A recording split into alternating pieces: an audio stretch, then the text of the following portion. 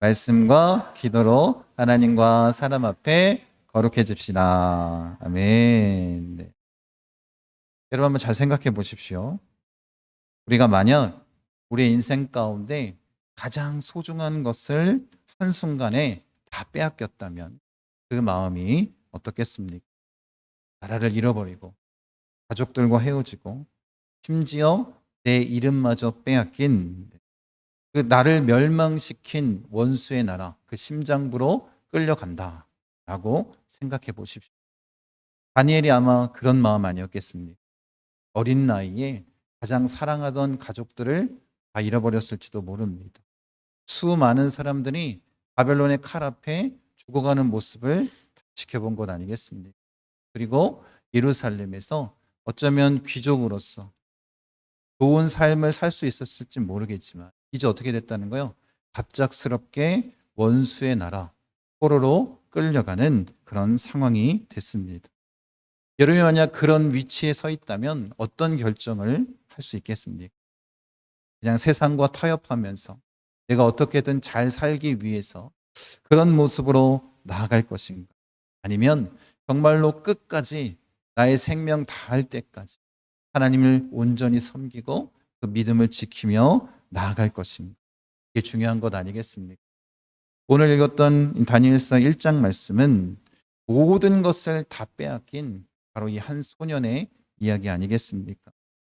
느부갓네살 왕은 유다를 침공해서 왕족과 귀족 가운데 그 자녀들 가운데 똑똑하고 용모가 뛰어난 자들을 바벨론으로 포로로 끌고 갔습니다. 그래서 뭘 원한 거예요? 바벨론에 충성하는 그런 유능한 관료로 만드는 것이 이 느부갓네살 왕의 계획 아니었겠습니까? 이 바벨론의 동화 정책은 매우 치밀하게 그렇게 진행이 됐습니다. 첫 번째는 이 소년들의 환경을 바꿨습니다. 익숙하게 커왔던 예루살렘이 아니라 이제 우상들로 가득한 바벨론의 가장 심장부로 그 환경이 바뀐 것 아니겠습니까? 두 번째는 이 소년들의 지식을 바꾸었습니다.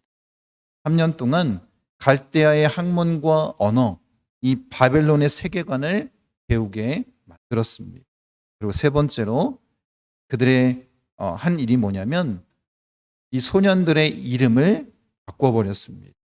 여러분, 하나님은 나의 심판자라는 뜻의 다니엘은 벨이여 그의 생명을 보호하소서라는 이 벨드사살이라는 이름으로 바꾸었습니다. 여러분, 이름에서 뭘 지운 거예요? 하나님의 흔적을 지우고 우상의 이름을 가져다 놓은 것 아니겠습니까? 그리고 마지막 네 번째, 소년들의 음식까지 바꾸려 했습니다. 왕이 먹는 최고의 음식과 포도주를 매일 공급하면서 그들의 몸과 입맛까지도 뭘로 바꾼 거예요? 바벨론식으로 바꿔버린 것 아니겠습니까? 그러니 환경과 지식과 이름과 몸까지 어떻게 해요? 바벨론식으로 완전히 개조하려고 했다는 것입니다. 그렇게 철저하게 정체성까지도 바꾸려 한 것 아니겠습니까? 여러분, 그런데 이 다니엘이라는 10대밖에 되지 않았던 이 한 소년의 그 결단이 얼마나 대단했는지 우리가 오늘 이 시간 함께 나누기를 원합니다. 첫 번째는 이 다니엘은 아주 거룩한 결단을 했습니다. 내면의 결단. 본문은 뭐라고 얘기하냐면 다니엘은 뜻을 정하여 이렇게 말씀하고 있습니다. 여러분, 이 다니엘이 이 위대한 저항을 시작한 것은 대단한 구호나 외침이 아니었습니다. 뭘 했다라는 거요? 뜻을 정했다 이렇게 말씀하고 있습니다. 마음 가장 깊은 곳, 그 누구도 빼앗을 수 없는 그 내면 깊은 곳에 결단을 하나 세웠다라는 것입니다. 뜻을 정하여. 여러분, 이 다니엘은 이 순간 감정적이거나 아니면 충동적으로 결심한 것이 아니라 자신의 존재 전체를 걸고 뭘 고백한 거예요? 어떤 상황과 환경 가운데서도 나는 하나님만을 믿고 의지하고 바라보겠다라는 그런 결단을 한 것 아니겠습니까?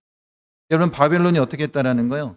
그의 환경과 지식과 이름과 몸까지 다 바꾸려고 했지만 그의 마음 중심에 있는 이 결단만큼 어떻게 할 수 없었다는 거예요?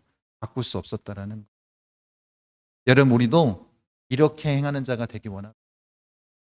이 모든 시작, 변화의 시작은 보이지 않는 내면의 결단에서 시작되는 것 아니겠습니까?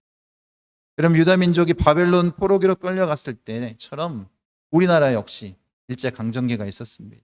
그리고 이 다니엘처럼 뜻을 정한 신앙의 선배들이 있었던 것 아니겠습니까? 그 대표적인 인물이 바로 주기철 목사님입니다. 일본 제국주의가 한국 교회의 정신을 무너뜨리기 위해서 신사참배를 강요했습니다. 그래서 많은 목회자들이 그 무력 앞에 고개를 숙인 것 아니겠습니까?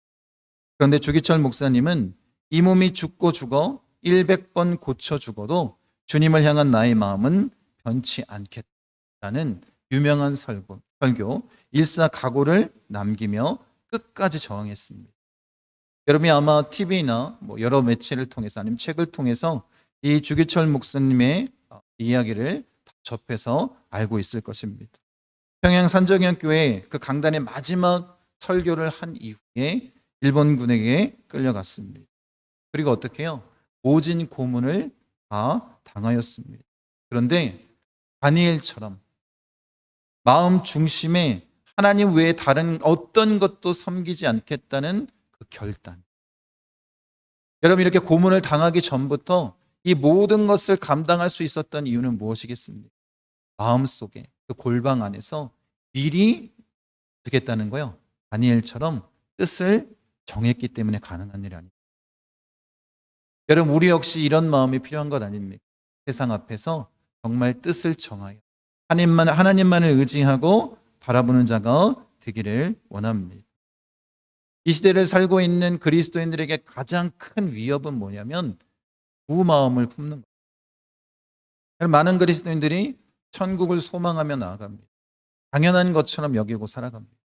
그런데 또 어때요? 천국만을 소망하는 것이 아니라 이 세상에서도 잘 되기를 소망하는 거예요. 성공하길 원합니다. 그러니 뭐 하고 있는 거예요? 두 마음을 품고 신앙생활하는 것 아니겠습니까? 이것이 어쩌면 지금 한국 교회의 가장 큰 문제입니다. 어떻다고요? 두 마음을 품고 우리가 어찌 두 주인을 섬기며 나아갈 수 있겠습니까? 그러니 참된 믿음의 시작은 뭐냐면 다른 것이 아닙니다. 이 나누어진 마음을 하나로 하는 거예요. 오직 하나님만을 믿고 의지하고 바라보겠다. 이게 뭐예요? 다니엘이 뜻을 정한 것입니다. 여러분들은 그 뜻을 정하셨습니까? 이 세상 앞에서 정말 하나님만 의지하고 바라보기로 그 뜻을 정하셨습니까? 이것이 다니엘이 뜻을 정했다라는 본질 아니겠습니까? 우리도 그런 모습으로 나아가는 자가 되기를 원합니다. 이 뜻을 정했다라는 것은 다니엘 자신의 인격 중심에서 하나님의 뜻을 따르겠다는 결단을 너무나도 확고하게 했다는 그런 의미입니다. 그러니까 어떻게 하겠다라는 거예요? 자기 스스로 자기 자유의지로 이것을 결단하고 이제 앞으로 나의 모든 삶의 행동은 어떻게 하겠다는 거예요? 하나님 말씀에 하나님만 의지하고 하나님만 바라보겠다라는 거예요. 이 견고한 믿음의 기둥이 이 내면에서 굳건하게 서 있을 때 변화의 시작이 나타난 것 아니겠습니까? 여러분, 우리 마음 중심에 무엇이 세워져 있는지를 집중해서 한번 바라봤으면 좋겠습니다. 여러분도 세상 사람들과 똑같이 세상의 성공만을 위해서 그렇게 나아가고 있습니다. 사람들의 인정을 받길 원하고 물질적인 안정을 받길 원하고 그렇게 내 마음 가운데 하나님 외에 다른 기둥이 세워져 있는 것은 아닙니까? 여러분, 만약에 그 하나님 외에 다른 기둥이 세워져 있다면 여러분 세상의 모진 풍파 가운데 여러분이 견딜 수가 없다라는 거예요. 이것을 분명히 하십시오. 내 마음 가운데 그 결단, 뜻을 정하여 오직 하나님만 바라보지 않는다면 우리는 이 세상의 풍파 가운데 무너질 수밖에 없습니다. 그래서 오늘 다니엘이 이 말씀을 통해서 우리에게 도전하는 것이 그것 아니겠습니까? 여러분, 혹시 여러분의 마음 중심에 다니엘처럼 어떤 상황 가운데서도 하나님의 뜻을 따르겠다라는 그 뜻을 정하셨습니까? 거룩한 결단의 기둥을 세우셨습니다. 우리가 그렇게 주 앞에 나아가는 자가 되기를 원합니다. 여러분, 사실 이런 결단은 하루아침에 이루어지는 것이 아니에요. 어떻게 될까요? 계속된 우리 믿음의 훈련을 통해서 우리가 이것을 지킬 수 있는 것 아니겠습니까? 그러니 여러분 매일 아침마다 결단하십시오. 묵상하십시오. 내가 세상의 가치관이 아니라 이제 하나님의 뜻대로 오늘 하루를 살. 그리고 결단을 지키기 위해서 몸부림치는 그런 삶을 사시길 바랍니다. 두 번째는 거룩한 분별력입니다. 이 세상의 음식 앞에 나의 정체성을 지키며 나아간 것 아니겠습니까? 왕의 음식과 그가 마시는 포도주로 자기를 더럽히지 아니하리라 하고. 여러분, 다니엘이 정한 뜻을 구체적으로 얘기하고 있는데 그게 뭐냐면 왕의 음식과 포도주로 자신을 더럽히지 않겠다라는 것입니다. 여러분, 어떻게 보면 겉으로 보게 되면 그냥 율법을 지키기 위한 고백처럼 보일지 모르겠지만 이 안에는 굉장히 강력한 영적 전쟁이 담겨져 있다는 거예요. 그러니 우리가 정말로 이 뜻을 정하며 나아갈 때는 거룩한 분별력이 우리에게 필요하다는 것입니다. 여러분, 왕의 음식은 단순히 배를 채우는 음식이 아닙니다. 여러분이 잘 알고 있는 것처럼 우상에게 바쳐진 음식일 것이고 또 율법적으로 거룩하지 못한, 깨끗하지 못한 그런 음식일 수도 있습니다. 그런데 그것을 뛰어넘어 그 안에 어떤 의미가 담겨 있겠습니까? 왕의 음식을 먹는다는 것은 이제 나는 왕의 식탁에 속한 사람이다라는 것입니다. 그리고 왕의 은혜로 살아가는 존재임을 고백하는 것입니다. 그렇기 때문에 다니엘은 이 음식을 거부했습니다. 자신의 생명과 복의 근원은 바벨론 왕이 아니다. 누구라는 거예요? 하나님이십니다. 이런 영적 분별력으로 다니엘은 뭐 했다라는 거예요? 그 음식을 거부한 것입니다. 여러분은 이런 분별력이 우리에게 있어야 되는 것 아니겠습니까? 여러분, 요즘 우리 시대에 보면 이 먹방이 됐든 비식 여행이 됐든 이런 것에 대한 프로그램이 굉장히 많이 있고 사람들이 뭐에 관심이 있어요?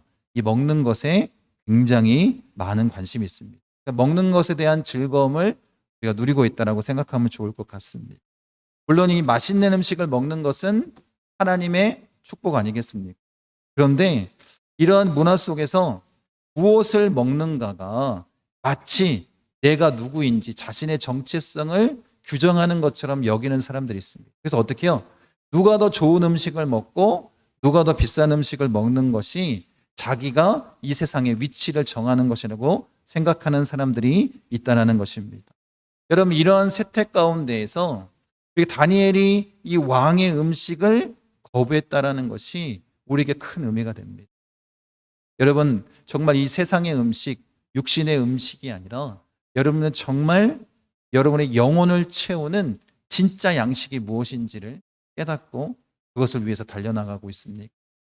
여러분의 영혼을 채울 수 있는 그 영의 양식을 온전히 우리가 받아 누리기 위해서 그 하나님을 바라보고 나아가고 있습니까? 우리가 먹는 음식, 우리가 누리는 문화에 의해서 이 모든 것이 결정되는데 여러분, 중요한 것은 무엇이냐면 우리의 영혼을 채워나가는 것, 우리의 영혼을 살찌우는 것 아니겠습니까? 그래서 영적 분별력을 가지고 우리가 하나님의 말씀 앞에 온전히 서는 자들이 되기를 원합니다. 리처드 포스터의 영적 훈련과 성장이라는 책에 보면 금식이라는 잊혀진 영적 훈련의 중요성에 대해서 이야기를 합니다. 여러분, 금식은 단순히 굶는 행위가 아니라는 거예요. 우리의 육체적인 욕망을 다스리고 세상의 것들로 채워져 있었던 우리의 마음을, 내면의 공간을 비우는 시간입니다. 그리고 거기에 뭘 채우는 거예요? 하나님의 말씀으로, 하나님의 것으로 채우는 것이 뭐예요? 금식이라는 것입니다. 여러분, 오직 한 분만으로 채우기 위해서 나아가는 적극적인 영적인 훈련이 금식이라고 말하고 있습니다. 그러니까 이 포스터의 관점에서 보면 다니엘이 어떻게 했다는 거예요? 왕의 음식을 끊고 채식을 하기로 결단했던 것, 이건 역시 뭐라는 거예요? 금식에 해당할 수 있다는 것입니다. 영적인 훈련, 그렇게 더욱더 적극적으로 하나님 옆에 서기 위한 결단을 내린 것 아니겠습니까? 여러분, 주님께서 분명히 말씀하셨습니다. 사람이 떡으로만 살 것이 아니요 하나님의 입으로부터 나오는 모든 말씀으로 살 것이다. 이러면서 사탄을 물리치신 것 아니겠습니까? 여러분, 그 말씀을 진리로 온전히 살아내신 분이 예수 그리스도 아니겠습니까?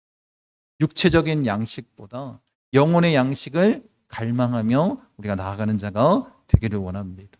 왕의 식탁보다 뭐가 더 중요하다고요? 하나님의 식탁이 더 중요한 건 아니겠습니까?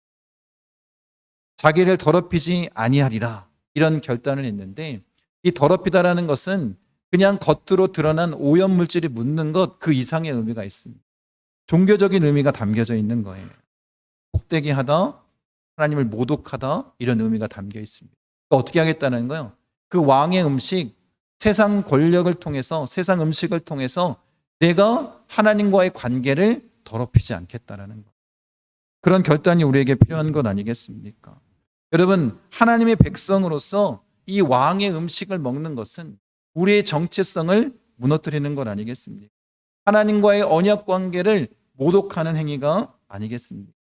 그래서 다니엘은 눈에 보이는 음식 너머에 이 영적인 실체를 분별한 거예요. 그래서 뭐 했다고요? 왕의 음식을 끊어낸 것 아니겠습니까? 어쩌면 이것이 하나님의 보이지 않는 심판이었을지, 아니, 시험이었을지도 모르겠습니다. 그렇게 다니엘이 어떻게 해요? 하나님의 말씀에 온전히 설 수 있는 그런 모습으로 나타내기를 원하셨던 것 아니겠습니까? 여러분, 우리가 이것을 기억하는 자가 되기를 원합니다. 이 영적인 충성을 시험하고 있는 이 시험대 위에 우리가 올라왔을 때 어떻게 하자고요? 이 세상의 음식, 왕의 음식을 거절할 수 있는 자가 되기를 원합니다. 그럼 이스라엘 백성들이 광야에서 이제 출애굽하면서 그들이 했던 이야기를 잘 들어보십시오. 애굽의 고기가마를 그리워하면서 불평불만합니다. 하나님이 뭘 주셨어요? 만나를 주고 계시는, 하나님의 양식을 주고 계시는데도 세상의 음식에 대해서 그리워하며 불평하기 시작합니다. 하나님의 만나를 하찮은 음식처럼 그들이 여겼습니다. 그러니 어떻게 됐을까요? 세상의 풍요를 갈망하다가 멸망당한 것 아니겠습니까? 여러분, 하나님께서 주시는 그 음식은 생존을 뛰어넘어서 그 만나에 뭐가 담겨 있는 거예요? 영적으로서 의미가 있는 것 아니겠습니까? 우리가 그 영혼의 양식을 구하는 자가 되기 원하고, 그로 말미암아 굳건하게 세워지는 자가 되기를 원합니다. 여러분, 예수님께서 받으신 첫 번째 시험 역시 이 음식에 관한 것 아니겠습니까? 40일 금식하고 사탄이 시험하러 왔을 때 배가 고팠을까요? 안 고팠을까요? 굳이 배가 고프셨겠죠. 돌을 떡이 되게 하라. 여러분, 이 사탄의 유혹 가운데 여러분, 하나님의 그 아들로서의 정체성을 드러내는 방법, 예수님께서 돌을 떡으로 만들 능력이 있으셨음에도 불구하고 그렇게 하지 않으셨습니다. 이유는 무엇이냐면 하나님의 계획이 있었기 때문 아니겠습니까? 예수 그리스도가 하나님의 아들이심을 드러내는 그 놀라운 계획 아래 순종하셨기에 말씀으로 물리치신 건 아니겠습니까? 여러분, 분명하게 기억하는 자가 되기를 원합니다. 결단해서 이 세상의 음식을 끊어내기를 원합니다. 여러분, 그렇다면 우리를 유혹하고 있는, 우리를 더럽히고 있는 이 왕의 음식이 요즘엔 무엇일까를 한번 생각해 보십시오. 우리가 너무나도 쉽게 접할 수 있는 인터넷이나 아니면 핸드폰 상에서의 음란한 그런 내용들일 수도 있습니다. 아니면 세상의 성공을 위해 정직한 마음을 버리라고 속삭이는 이 비즈니스의 관행일 수도 있습니다. 남을 험담하고 판단하고 또 그것으로 인해서 쾌락을 느끼는 그런 마음일 수도 있습니다. 하나님보다 내가 더 사랑하고 의지하게 만드는 세상의 모든 문화와 가치가 다 뭐라는 거예요? 왕의 음식 아니겠습니까? 이 왕의 음식을 끊어내십시오. 다니엘처럼 우리에게는 이 왕의 음식을 분별하고 거부할 수 있는 영적인 분별력이 필요하다라. 여러분, 그렇게 하나님 앞에 서는 자가 되길 원합니다. 말로만 그리스도인이라고 외치는 자가 아니라 정말 성령의 충만함으로 이런 영적 분별력을 가지고 10대였던 다니엘이 결단했던 것처럼 우리가 이렇게 결단하며 주 앞에 나아가는 자가 되기를 원합니다. 여러분, 이번 한 주간 집으로 돌아가서 한번 깊이 있게 묵상하기를 원합니다. 내가 어쩌면 나의 눈과 귀를 또 내 마음을 더럽힐 수 있는 이 세상의 것, 왕의 음식을 끊어내지 못한 것이 무엇이 있는지를 한번 돌아봤으면 좋겠습니다. 세 번째는 이 다니엘은 거룩한 태도를 가지고 있었다는 것. 자기를 더럽히지 아니하도록 환관장에게 구하니. 많은 그리스도인들이 뜻을 정합니다. 영적인 분별력도 가질 수 있습니다. 중요한 건 뭐냐면 그 뜻을 정한 것을 내가 어떻게 세상 앞에 나타내느냐가 중요한 건 아니겠습니까? 다니엘이 뜻을 정하고 나는 이 음식을 거부하겠습니다 라고 머리에 띠를 두르고 외쳤다고 한번 생각해 보시죠. 어떤 일이 벌어졌을지. 여러분, 다니엘은 그렇게 공격적으로 행하지 않았습니다. 어떻게 했다는 거예요? 지혜롭게 그 일을 징했다는 거예요. 여러분, 환관장에게 나아가 자신의 신앙을 지킬 수 있도록 정중하게 구했습니다. 믿음을 지키는 동시에 자신이 속한 그 공동체의 질서를 깨지 않도록 나아간 것 아니겠습니까? 물론 중요한 건 이것입니다. 신앙의 본질이, 이 신앙의 본질적인 문제가 무너지지 않는 순에서는 우리가 당연히 타협하면 안 되지만, 어떻게 해요? 그 세상이 우리의 결단과 우리의 의지를 받아들이게 하기 위해서는 어떻게 행해야 된다고요? 지혜롭게 다가가야 된다. 다니엘에게는 이런 거룩한 태도가 있었습니다. 불필요한 갈등을 피해야 되는 것 아니겠습니까?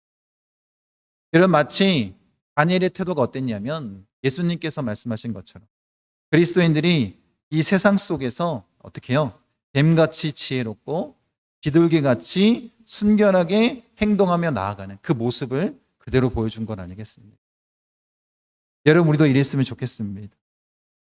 여러분, 교회가 세상을 변화시키는 방법은 폭력적이어서는 안 됩니다. 내가 더 많은 힘이 있어서 그렇게 위압하듯이 그런 모습으로 나아가는 것이 아니라 어떻게 해야 될까요? 예수님께서 우리에게 보여주셨던 섬김의 모습으로, 십자가의 길을 따르는 모습으로 그렇게 변화시켜 나가야 되는 건 아니겠습니까? 그러니 우리가 정말 믿는 자라면 우리 안에 모두 필요하다고요. 이 거룩한 태도도 중요하고 필요하다라는 것입니다. 여러분, 교회가 세상의 권력을 장악하려고 할 때 교회는 계속해서 타락했습니다. 이것이 오늘날까지 보여주고 있는 교회사의 그 내용입니다. 우리는 지금 우리 한국 교회가 타락한 모습을 이런 것을 통해서 지금 우리가 바라보고 있습니다. 여러분, 오히려 세상의 권력으로부터 핍박받았던 소수가 하나님을 섬길 때 어떤 역사가 나타났을까요? 세상을 변화시키는 놀라운 역사가 나타납니다. 우리나라도 그렇지 않습니까? 일제시대만 해도 그 소수의 기독교인들을 통해서 독립운동이 일어났고 세상을 바꿀 수 있었습니다. 여러분, 다니엘은 예수님의 모습 그대로 어떻게 했을까요? 이 세상 앞에 그 뜻을 나타냈습니다. 그는 포로로 무력했지만 폭력적인 방법을 사용하지 않았습니다. 그렇게 저항하지 않았습니다. 자기에게 주어진 그 권위, 환관장 앞에 그렇게 부탁하고 있습니다.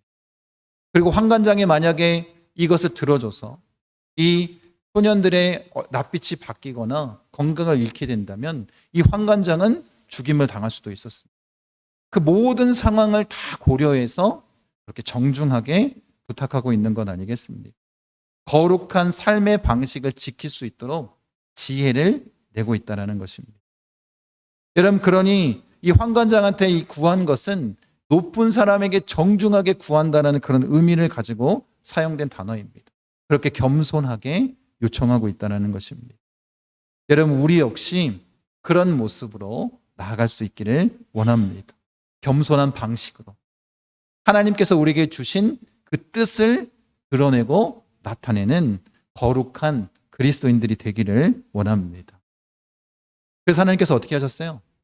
상관장을 통해서 은혜와 긍휼을 얻게 하셨습니다. 다니엘. 여러분 이것을 우리가 잊지 않았으면 좋겠습니다. 여러분 페르시아의 술 관원장이었던 이 느헤미야가 예루살렘 성벽 재건이라는 하나님의 그 비전을 받았습니다. 뜻을 정했습니다. 이 뜻을 정하고 느헤미야가 왕에게 달려가지 않았습니다. 그가 먼저 한 게 뭐예요? 수일 동안 금식하며 하나님께 구했습니다. 왕의 마음을 움직여 주십시오. 이것이 우리에게 필요한 것 아니겠습니까? 그리고 왕에게 나아가 지혜를 하나님께 구하고 그 지혜를 통해서 왕의 허락을 받습니다. 여러분이 잘 알고 닮고 싶어하는 에스더 역시 마찬가지입니다. 자기 민족을 구원하기 위해서 죽으면 죽으리라 이렇게 고백했던 에스더 뜻을 정하고 나서 뭘 했을까요? 이스라엘 민족에게 기도하기를 간구. 그리고 나서 이 하만의 계략을 폭로하고 민족을 구원할 수 있는 지혜를 주신 것 아니겠습니까? 여러분 우리는 믿음을 지킨다는 명분 아래 너무나도 무례하게 그렇게 행동하는지 모르겠어요. 교회 안에서도 그렇습니다. 우리 믿음의 권속들뿐만 아니라 믿지 않는 자들에게도 얼마나 무례하게 행했는지를 한번 깊이 한번 생각해 보시기 바랍니다. 하나님의 뜻을 정하는 것도 매우 중요하지만 어떻게 하는 게 중요하다고요? 그것을 지혜롭게 드러내는 것이 중요합니다. 그런 삶을 살아가는 자가 되기를 원합니다. 여러분 믿음의 원칙 다니엘처럼 지혜와 겸손 예수님께서 하셨던 것처럼 그 사랑의 옷을 입고 다가갈 수 있는 자가 되길 원합니다. 그렇게 다른 사람들을 존중할 때 하나님의 능력이 아름답게 나타나는 건 아니겠습니까? 신앙적인 신념을 강요하기 전에 먼저 무릎으로 하나님 앞에 서는 자가 되길 원합니다. 그 지혜를 구하는 자가 되길 원합니다. 그리고 그렇게 모든 사람이 주 안에서 그 사랑 안에서 그 섬김 안에서 온전하게 설 수 있도록 그렇게 나아가는 자들이 되기를 원합니다. 여러분 기억하십시오. 뜻을 정한 사람이 세상을 바꿉니다. 여러분이 다니엘서를 읽어보면서 아주 중요한 두 가지 사건을 아마 다 기억하실 것입니다. 풀무불 가운데 던져진 새 친구, 사자굴에 던져진 다니엘. 여러분 이런 놀라운 믿음의 결단을 언제 했을까요? 바로 소년의 때에 그들이 뭐 했어요? 뜻을 정하여 그것을 실천했기 때문에 가능한 거죠. 우리나라 속담에 3살보다 여든 간다라는 말이 있는데 우리의 신앙도 마찬가지입니다. 우리가 어떻게 뜻을 정하고 그것을 지키기 위해서 훈련하고 노력하고 결단하며 나아가느냐 이것이 나중의 모습으로 드러난다는 다니엘이 사자굴에 던져질 때는 나이가 아주 많은 노인이었습니다. 그런데 끝까지 그 믿음을 지킬 수 있었던 이유가 무엇인지를 우리가 마음 가운데 새기는 자가 되길 원합니다. 여러분 이 거룩한 결단 정말 세상이 주는 달콤한 유혹 앞에서 자신을 더럽히지 않겠다라는 거룩한 결단과 거룩한 분별력 우리에게 필요한 것 아니겠습니까? 그리고 나서 어떻게 한다고요? 우리가 이렇게 거룩하게 결단하고 분별력을 갖고 있다면 맹목적으로 행하는 것이 아니라 거룩한 태도를 갖는 자가 되길 원합니다. 그래야 뭐 할 수 있다고요? 예수님처럼 세상을 바꿀 수 있습니다. 여러분 그런 능력이 우리에게 넘쳐나기를 원합니다. 여러분 잘 알고 있는 이 나비 효과라는 말이 있습니다. 에드워드 로렌츠라는 기상학자가 가장 먼저 이 개념을 사용했습니다. 그러니까 초기의 작은 조건이 마지막 이 결론에는 아주 큰 영향을 나타낸다는 의미입니다. 그래서 그것을 예로 표현하기를 브라질에서 한 나비가 날개짓하면 텍사스에 뭐가 온다는 거예요? 토네이도가 올 수 있다. 이렇게 얘기하기도 합니다. 이런 개념이 이제는 뭐 경제학, 물리학, 기상학, 심리학에서도 사용되고 있습니다. 여러분, 우리가 골방에서 우리 마음 가운데 굳건하게 뜻을 정하여 세운 그 거룩한 기둥이 세상을 어떻게 변화시킬지 모릅니다. 그럼 우리가 할 일이 뭘까요? 세상을 변화시키기 위한 뭔가의 그 행동을 하기 전에 내가 먼저 이 거룩한 결단, 분별력, 태도를 갖기 위한 그런 기둥을 세우는 자가 되길 원합니다. 그것이 우리에게 필요한 것 아니겠습니까? 그런 결단이 우리에게 필요한 것 아니겠습니까? 여러분 뜻을 정하십시오. 그러면 우리의 가정을 바꿀 수 있습니다. 우리의 직장을 바꿀 수 있습니다. 우리의 교회를 바꿀 수 있습니다. 이 나라를 바꿀 수 있습니다. 그런데 뜻도 정하지 아니한 겉으로만 드러난 그 그리스도인들이 이 세상에 넘쳐난다. 지금처럼 우리는 세상에 손가락질을 받을 수밖에 없습니다. 우리가 나아가야 할 그 길이 무엇인지를 분명하게 깨닫고 결단하는 자가 되길 원합니다. 이렇게 거룩한 결단과 분별력과 태도를 가진 목구순복음 중앙교 교회 성도님 되시기를 간절히 드립니다.